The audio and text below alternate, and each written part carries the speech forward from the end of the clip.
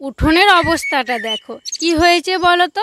কালকে সন্ধেবেলায় না খুব ঝড়ের মতো বাতাস দিয়েছে আর সাথে বৃষ্টি হয়েছে, তো সেই জন্য উঠোনে এতগুলো বাঁশের পাতা পড়ে আছে।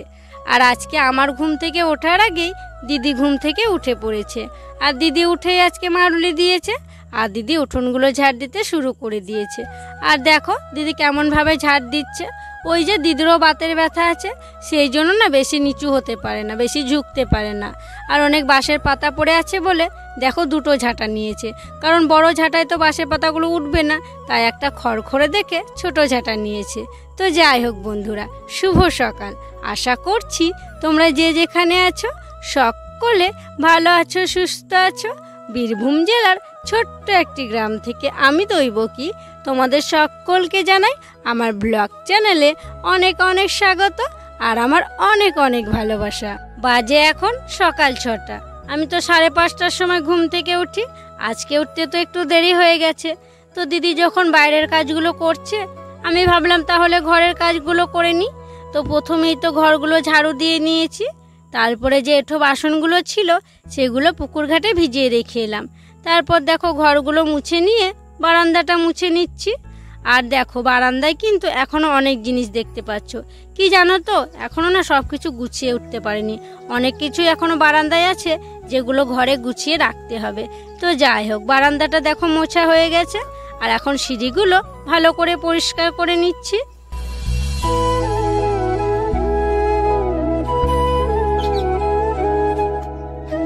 সেই যে ধানগুলো রেখেছিলাম বন্ধুরা চাল করবো বলে, চাল তো করাই হলো না, মানে চাল করার সুযোগই পেলাম না। তো কি আর করবে, আর তো সময় নেই হাতে, পুজো তো চলে এসছে, প্রায় আর কটা দিনের মাত্র বাকি। তাই দেখো এই ধানগুলো নিয়ে যাচ্ছে বিক্রি করার জন্য। তো এই ধানগুলো বিক্রি করবে, করে চাল কিনে নিয়ে আসা হবে। কবে থেকে ভাবলাম যে এগুলো চাল করব, একটু রোদ হবে, রোদ হচ্ছে, আবার দুদিন পর বৃষ্টি হয়ে যাচ্ছে, উনুনটা শুকানোরই আর কি সুযোগ দিচ্ছে না। একটুখানি দুদিন শুকাচ্ছে তো আবার দেখছি রোদ হয়ে মানে জল হয়ে যাচ্ছে, এরকমটাই হচ্ছে। তো আর কিছু করার নেই, আর কি বিক্রি করে চাল কিনে নিয়ে আসতে হবে। আর এই ধানগুলো সেই লম্বা লম্বা ভাতগুলো মানে ভালোই হয় আর কি, চালগুলো ভালো হয়, লম্বা লম্বা ভাতগুলো খেতে ভালো হয়। তো সেই জন্য বাবা আগে বলেছিল যে বিক্রি করতে হবে না, মানে রোদ করলে পরে চাল করবে, কিন্তু আর পেলাম না সুযোগ, তাই বাধ্য হয়ে দেখো বিক্রি করে চাল কিনে আনতে হবে। রুদ্রর বাবা ধানগুলোকে নিয়ে চলে গেল। আর দেখো আজকে না বিছানাটা গোটাতে একটু দেরি হয়ে গেল। আজকে রুদ্র একটু দেরিতেই ঘুম থেকে উঠেছে। তো চলে যাওয়ার পর আমি দেখো চলে এসেছি ঘরে, আর এখন বিছানাটাকে গুছিয়ে নিচ্ছি। আর কালকে সন্ধেবেলায় তো ঝড় দেওয়ার পর থেকে না বেশ যেন ঠান্ডা লাগছিল, মানে ঝড়টা এত ঠান্ডা বাতাস কি বলবো, মানে ঘরের ভিতরগুলো একদম ঠান্ডা হয়ে গেছিলো। তো সেই জন্য ঢাকা নিতে হয়েছিল। আর ওই যে কাপড়টা কিন্তু এখনও মেলা আছে, কালকে সন্ধেবেলায় তো খুব গরম লেগেছিল আর কি, সেই জন্য গা ধুয়েছিলাম ঝড় হওয়ার আগে।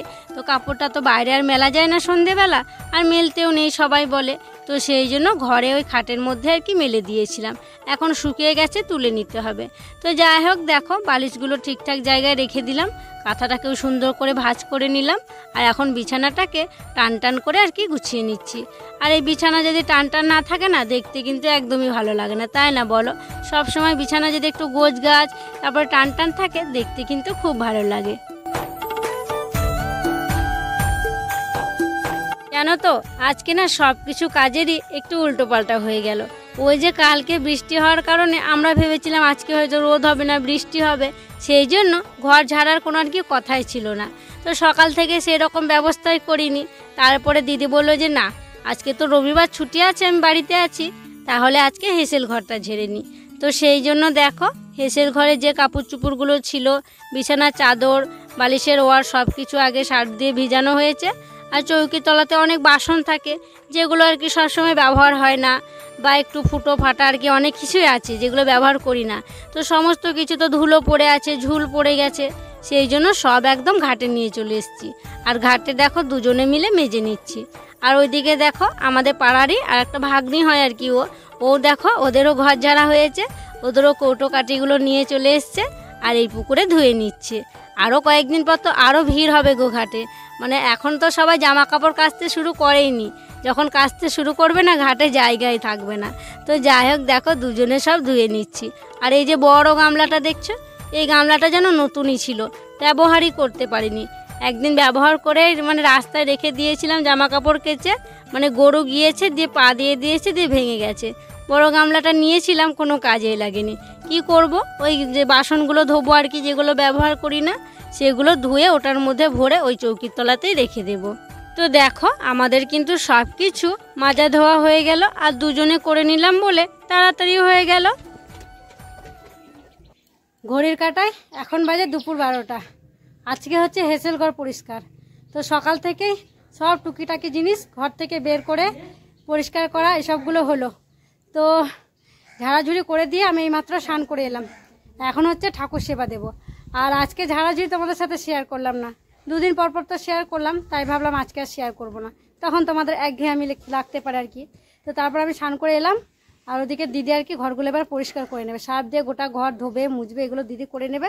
অনেকটা বেলা হয়ে গেছে, এবার আমি রান্নাবান্না বসাবো, ঠাকুর সেবা দেবো, খাওয়া দাওয়া করবো, তারপর হচ্ছে রান্নাবান্না বসাবো। তো চলো আগে ঠাকুর সেবাটা দিয়ে দিই, তারপরে হচ্ছে বাকি কাজগুলো। ঠাকুর সেবা দিয়ে মুড়ি খেয়ে নিয়েছি, তারপরে দেখো উনুনটাও ধরিয়ে দিয়েছি, আর উনুনটা জ্বলে গেছে। উনুনটা ধরিয়ে হাঁড়ি কড়াইয়ে মাটিটা লেপে নিলাম। তো দেখো হাঁড়িতে জল দিয়ে হাঁড়িটা বসিয়ে দিলাম, আর একদিকে বসিয়ে দিলাম কড়াই। এখন কিন্তু কোনো কাটাকুটিই হয়নি। আর এই যে দেখছো, এটাকে আমরা এঁঠে বলি, তোমরা কি বলো জানি না। তো এটা সেই কচুর গাছে আর কি হয়, তো এইগুলোতে আর কি ছোটো কচুগুলো লেগে থাকে। তো এটার আজকে একটা নতুন রেসিপি করব, নতুন একটা রান্না করব, খেতে বেশ ভালোই লাগে, শাশুড়িমা আগে খুব বানাতো। তো চলো এদিকে ও কাটুক, তারপর হচ্ছে কড়াইয়ে তরকারি বসাবো। আর এই যে দিদি এদিকে দেখো ঘর পরিষ্কার করছে। কত দূর হলো? দেখো দেখো ওই দিকটা হয়ে গেছে, চকচক করছে একদম।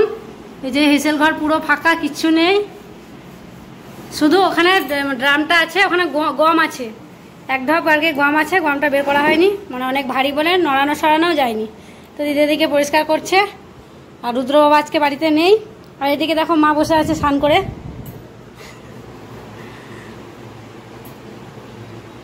মা স্নান করে বসে আছে, আর প্রচণ্ড রোদ, ওই যে পিছন থেকে এত ছটা ঢুকছে, মায়ের মুখটা বোধহয় দেখাই যাচ্ছে না।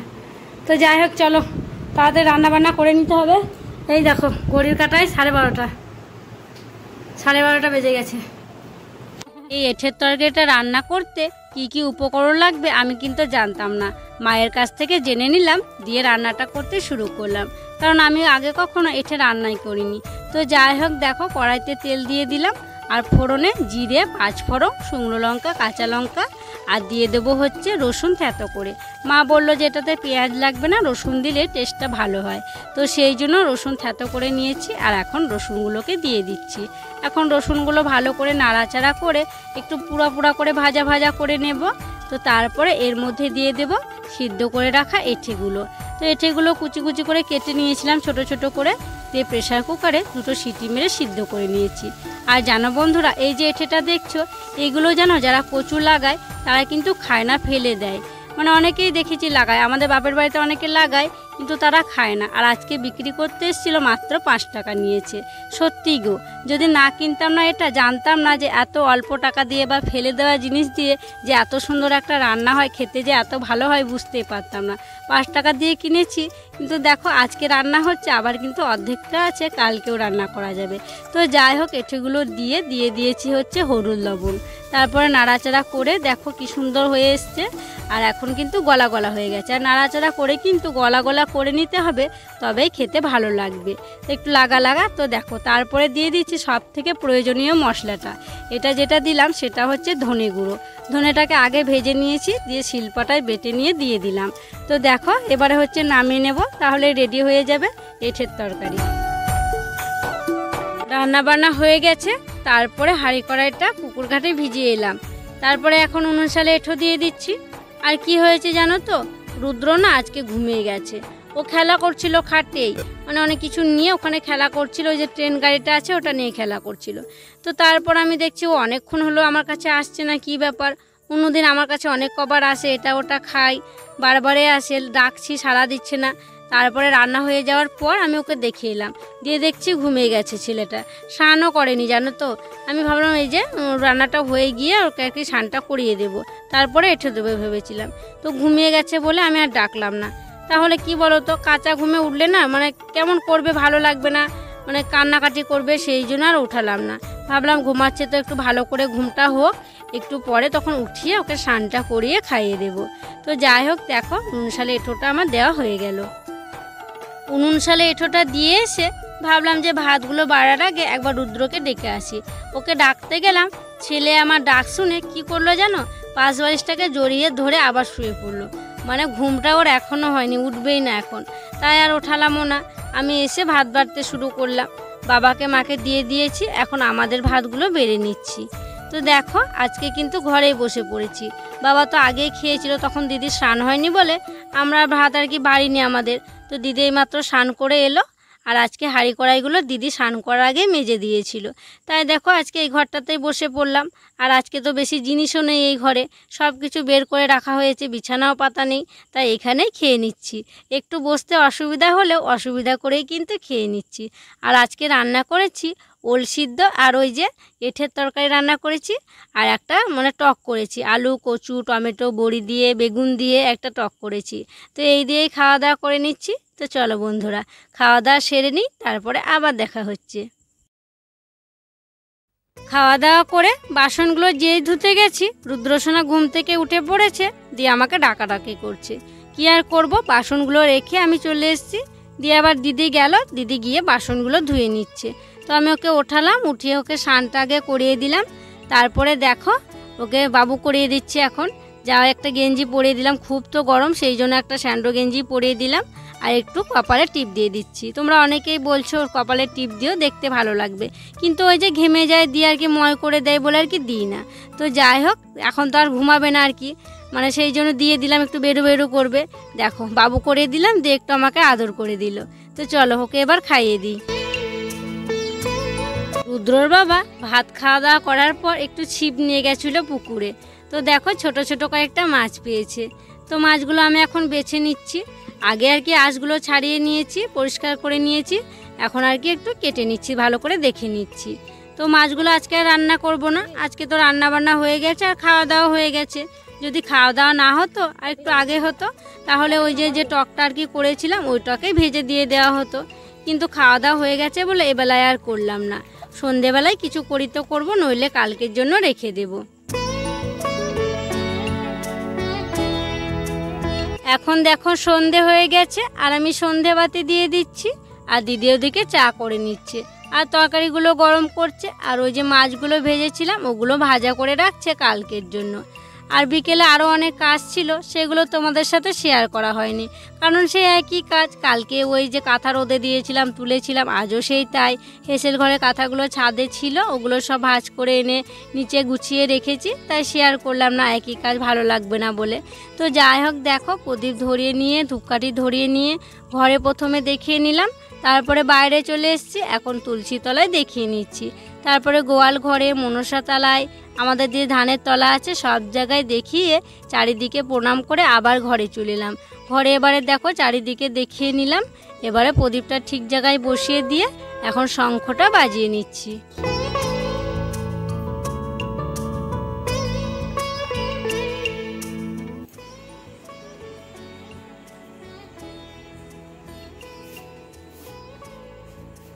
তো বন্ধুরা তোমরা অনেকেই কমেন্ট করে বলেছো যে ঠাকুর ঘর ঝাড়লে, তারপর ঝাড়ার পর সবকিছু সাজানোর পর কেমন হয়েছে দেখালে না কই। তো দেখো ভাবলাম আজকে সন্ধ্যেবেলা তোমাদেরকে দেখায়, সন্ধ্যে দিলাম, তারপর কাপড় টাপড় ছেড়ে ভাবলাম যে দেখিয়ে দিই। তো এই যে হচ্ছে আমাদের ঠাকুর ঘর। দেখো এদিকটা দেখো, প্রথমে এসে হচ্ছে দরজা, এখানে আছে একটা বড় বাক্স শাশুড়ি মায়ের, এখানে শাশুড়ি মায়ের কাপড় আর কি ভরা আছে, শাড়ি কাপড়, এই দুটো বাক্সতে আছে জামা কাপড় শাড়ি কাপড়, আর এখানে কোটোকাটি ছোট জিনিস আর কি ভরা আছে, অনেক কিছু এখানে রাখা হয়। এই যে দুটো টিন দেখছো মুড়ি টুড়ি রাখা হয়, এখানে আটা আছে, এখানে আটা আছে, আর এখানে এই যে কড়াই টড়াই সব নিয়েছি এগুলো সব রাখা আছে। তো এখানে এইসব আছে, এখানে চাটু আছে দুটো, বেল্লা আছে এই যে, আর এই যে তারপরে হচ্ছে এখানে মুড়ির ডালটা রাখা ছিল, কিন্তু চাল অল্প আছে বলে মানে ওটা আর রাখিনি, বাইরে রেখেছি।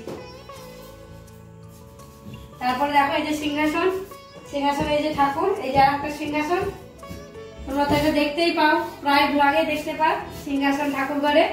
আর এই যে চৌকিটা এখানে লাগানো আছে, কি বলতো চৌকিটা রাখার আর কোনো জায়গা নেই, এখানে রাখতে হচ্ছে, সেই জন্য চৌকিটা না থাকলে হয়তো ভালো হতো, মানে অনেকটা জায়গা জায়গায় যদি আমি পেতাম ভালো ভিডিও করতে পারতাম, কিন্তু আর কোনো রাখার জায়গা নেই। দেখতেই পাচ্ছ 3টে রুমে আছে, 2টো রুমে চৌকি আছে, একটা রুমে খাট আছে, এটা ফাঁকাই আছে। মুড়ি ভেজে নিয়ে আসবে, মুড়ি ভরতে হবে। আর ওখানে কিছু নতুন আর কি থালা বাটি আছে যেগুলো আত্মীয় স্বজন এলে ব্যবহার করি। আর এই যে কোটো গাড়িগুলো পরিষ্কার করে এখানে সাজিয়ে রেখেছি, কিন্তু সব কোটো এখন ফাঁকা আছে। কি বলতো, নাড়ু টাড়ু করবো পুজোর সময় তখন ভরে রাখবো, আর দোকানদারি বাজার করে নিয়ে আসবো তখন ভরে রাখবো ওই ডাল টাল গুলো।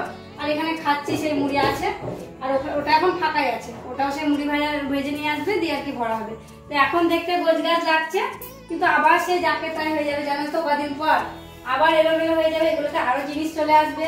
তো যাই হোক, এই হচ্ছে আমার ছোট্ট ঠাকুর ঘর। আর ড্রামটা না রাখলে না এই ঘরে আর কোনো জায়গা নেই, জানো তো, সেই জন্য এখানে রাখতে হয়।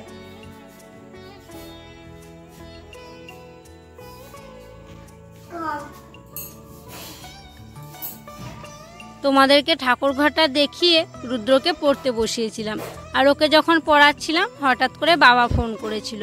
আর বাবা ফোন করে মায়ের খবরটা দিল, মনটা খুব খারাপ হয়ে গেল, জানো তো। তো কি হয়েছে এবার তোমাদেরকে বলি। মা ওই সিরিয়াল দেখে আর কি, সন্ধেবেলা বসে মা সিরিয়াল দেখছিল। হঠাৎ করে মা চেয়ারে বসেছিল, একটা পায়া ভেঙে গেছে, জানো তো। আর মা তো ভারী মানুষ, উল্টে না পেছন দিকে পড়ে গেছে। মায়ের না খুব লেগেছে, মাজায় লেগেছে, পায়ে লেগেছে, মাকে ডাক্তারখানা নিয়ে যাওয়া হয়েছে। মায়ের সঙ্গে এখনও কথা হয়নি, বাবা ফোন করে খবরটা দিল।